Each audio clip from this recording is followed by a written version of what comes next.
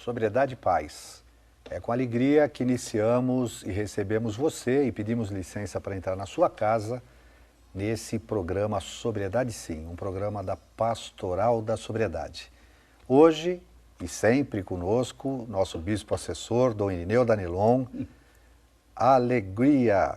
Essa alegria é do padre, é de outro padre. A minha alegria de Piracicaba. Piracicaba. Como é que é a alegria de Piracicaba? Alegria? Mas Dom Irineu, ele nos ensina que na Pastoral da Sobriedade a gente tem que fazer tudo com alegria, com bom humor, né? Esse humor que ajuda na qualidade de vida.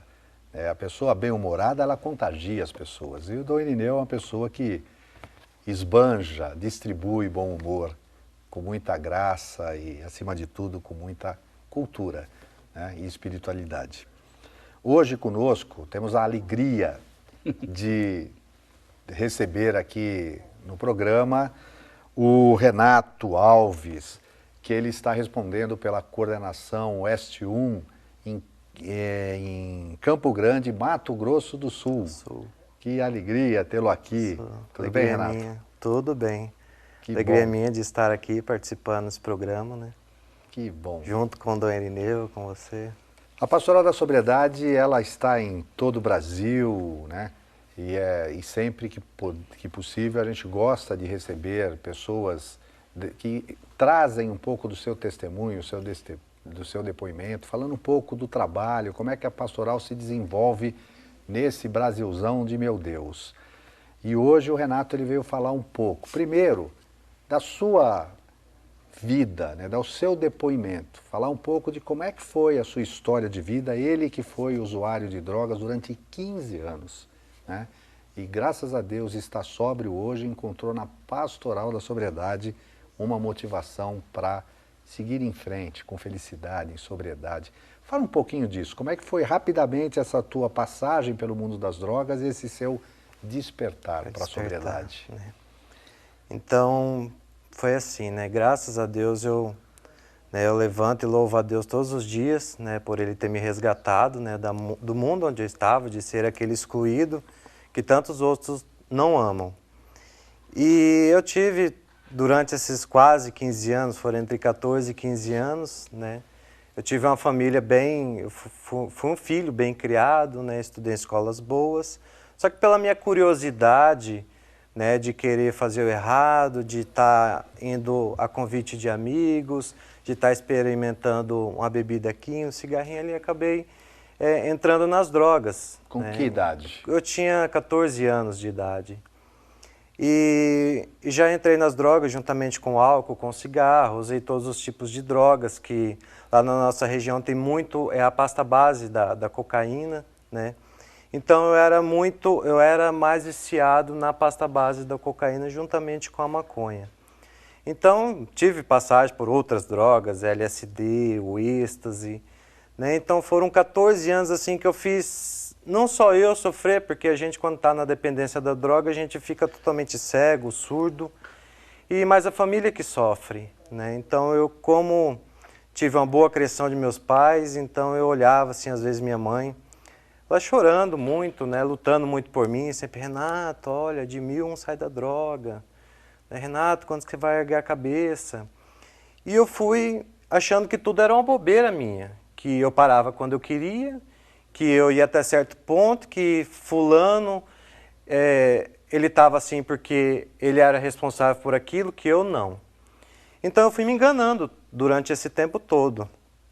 E ao decorrer desses 14 anos eu me enfiei também com o mundo do tráfico e com roubos, né, roubos de carro, roubos de moto, me envolvi com tráfico de maconha.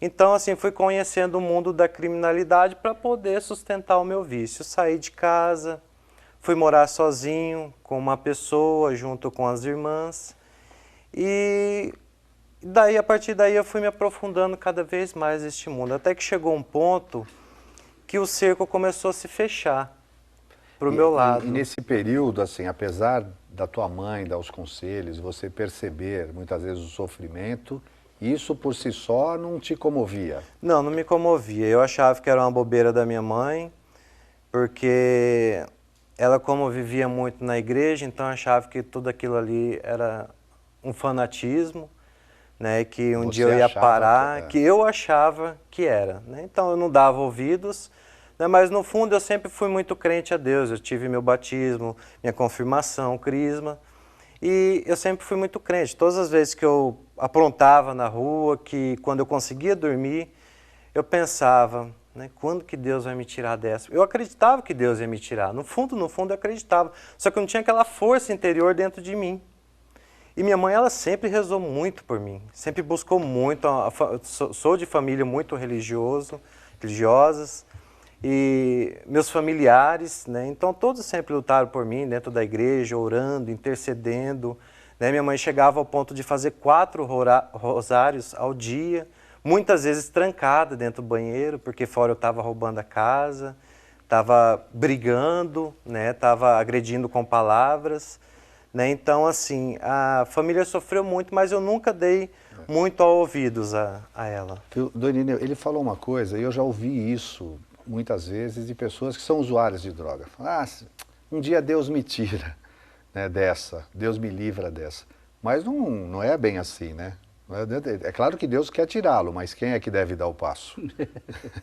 É como aquele, deixar de fumar é fácil, viu? Eu já deixei 20 vezes.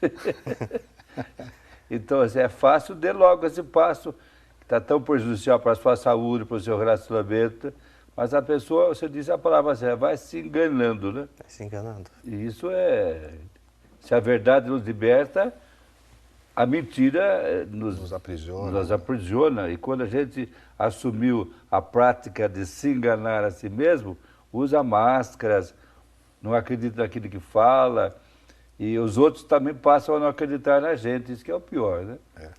E o Renato, ele falou uma coisa também, Dom Irineu, e aí você só testemunhou uma coisa que a gente sabe. Na fase da adolescência, uma das características da adolescência é essa coisa da onipotência, tipo assim, eu sou esperto, se o outro cai e vai ficar mal, eu vou conseguir, eu tenho o controle da situação. Era um pouco assim, não? Você achava que com você não ia acontecer nada? Era dessa forma, porque eu tinha uma base familiar muito boa. Então eu achava que eu não ia chegar ao ponto daqueles que estavam lá na rua.